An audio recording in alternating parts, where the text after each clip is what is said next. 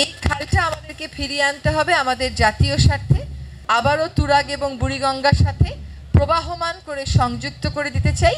দেশের নাগরিক হিসাবে, করদাতা হিসাবে, এলাকাবাসী হিসাবে এটা আপনার জানবার অবশ্যই অধিকার আছে যে কাজের অগ্রগতি কতটুকুন, খরচ কোথায় কম হচ্ছে, কোথায় বেশি হচ্ছে।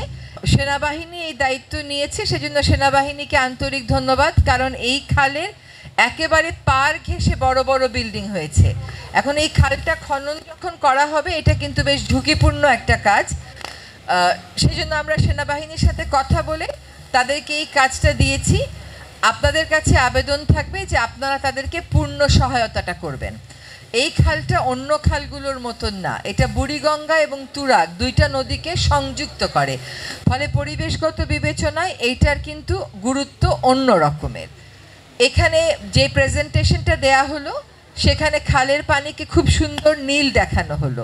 এই খালের পানি নীল করতে গেলে কিন্তু কারখানার বর্জ্য এখানে ফেলা বন্ধ করতে হবে, পয়ঃবর্জ্য এখানে ফেলা বন্ধ করতে হবে, আর গৃহস্থালী বর্জ্য ব্যবস্থাপনার জন্য ঢাকা দক্ষিণ সিটি কর্পোরেশনকে বিশেষ করে দায়িত্ব নিতে হবে।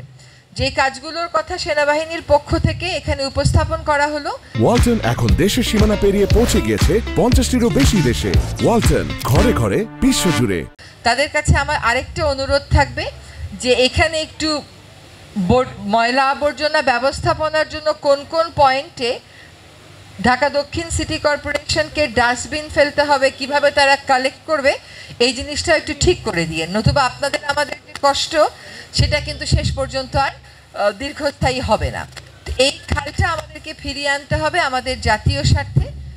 আমরা সবসময় একবার ব্যবহার্য প্লাস্টিক বর্জন করার আহ্বান জানিয়ে এসেছি। যদি এটা আপনারা বর্জন করেন তাহলে কিন্তু সমস্যার অর্ধেকটা সমাধান এখানেই হয়ে যাবে। এই খালটা খুব গভীর করে কাটার কথা ভাবা হচ্ছে। এখান থেকে কিছুটা অবৈধ দখলও আমাদেরকে উচ্ছেদ করতে হবে। আর যেন অবৈধ দখল না হয় সেটা নিশ্চিত করতে খালের পাড়ে আমাদেরকে ঢালাই করে দিতে হচ্ছে। তা নয়তো আবার কয় বছর পরে আপনারাই বলবেন যে আবার তো খাল দখল হয়ে গেল।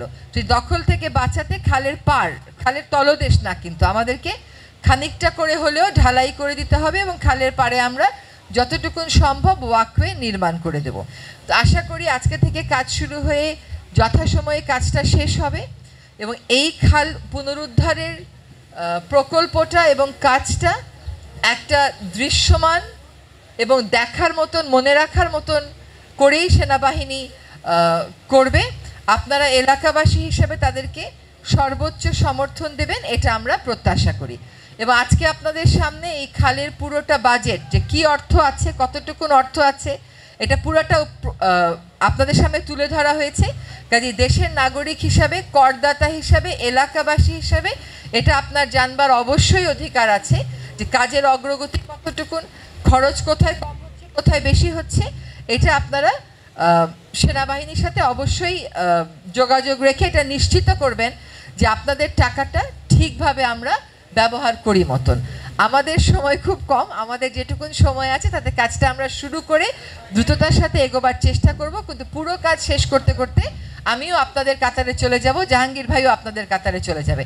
তখন কিন্তু আপনাদের সাথে মিলে দেখতে আমাদের আরও বেশি সুবিধা হবে।